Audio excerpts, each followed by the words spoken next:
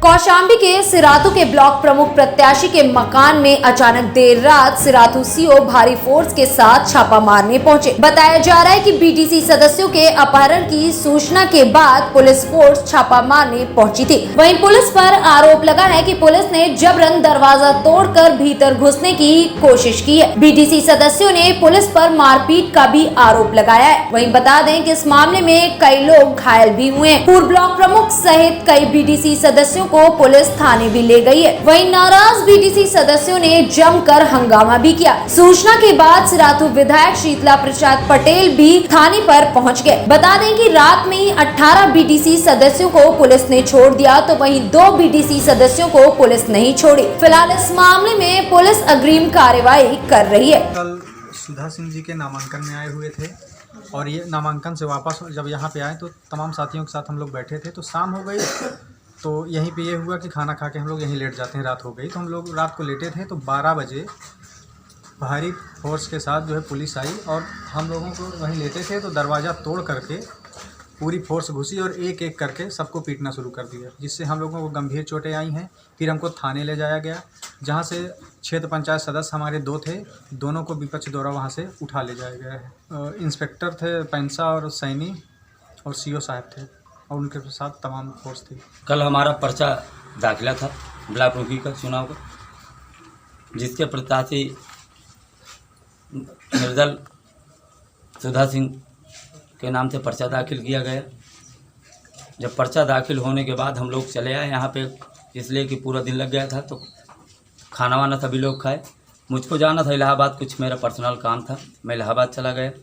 रात में हमको 12 बजे फ़ोन पहुँचता है कि यहाँ पे तांडव हो रहा है।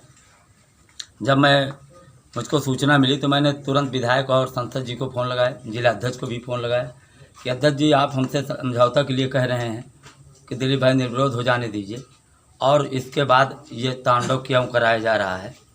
पुलिस इतना तांडव किया कि यहाँ पे जितने भी लोग थे चौटाहेल बहुत ज़्यादा कर दिए हैं, और ये दबाव बनाया जा रहा था कि ब्लॉक मुखी यहाँ की निर्विरोध की जाए।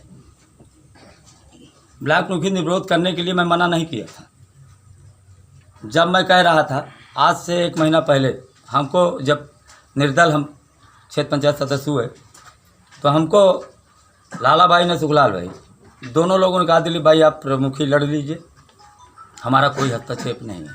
जब मैं चुनाव लड़ना चालू किया तो डिप्टी सीएम साहब के भाई अपना वकील, मैंने उनसे फिर जा कर के मिला। हमने कहा भाई ऐसा करिए, डिप्टी सीएम साहब का क्षेत्र है, हमारे क्षेत्र से नाम उनका बढ़िया जाए, तो ऐसा करिए कि एक आदमी लड़े, एक आदमी को बैठा दीजिए, चाहे हमको बैठाइए चाहे बिरादरी वालों को बैठाइए। उन्होंने कहा कि नहीं, बाद में देखा जाएगा। चुनाव लड़ा दिया गया, चुनाव हम भी लड़े।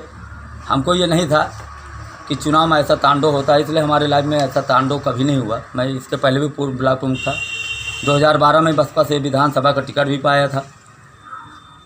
जो तांडव कल हुआ, ऐसा तांडव मैंने कभी नहीं देखा। किसने तांडव किया? और ये तांडव जो हुआ है, डिप्टी सीएम साहब के छोटे भाई हैं लाला मौर्य जी, उनके द्वारा ये तांडव कराया गया है और इतना हरेसमेंट कराया गया है। तो इससे अच्छा ये है कि आगे भी आज तांडव हो सकता है। तो कौन तांडव किया था यहाँ के? यहाँ पे प्रशासन तांडव किया है। किसका दबाव था? और प्रशासन जो तांडव किया है केवल लाला मौर्य जी के दबाव पर, जो डिप्टी सीएम साहब के छोटे भाई हैं उनके द्वारा किया गया है।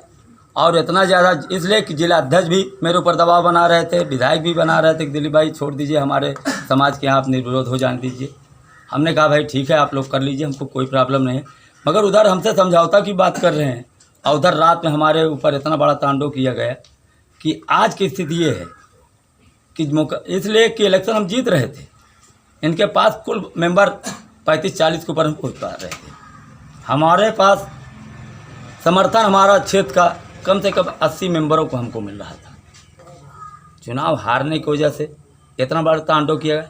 अगर हमसे कह देते बुला करके दिलीप भाई हमारे मधुर संबंध थे, ऐसा नहीं था कि हमारे कोई दुश्मन थे, अगर कह देते कि दिलीप भाई निर्विरोध करा दीजिए तो हम ही बैठ जाते भाई, न उनको बैठाते।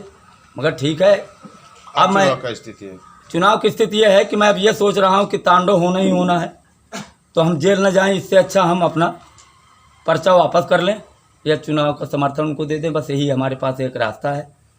नहीं हमको क्या लोकतंत्र में कि यहाँ पे हत्या हो रही है, और लोकतंत्र की जब हत्या हो जाए तो उसमें इससे अच्छा चुनाव लड़ने से कोई फायदा नहीं।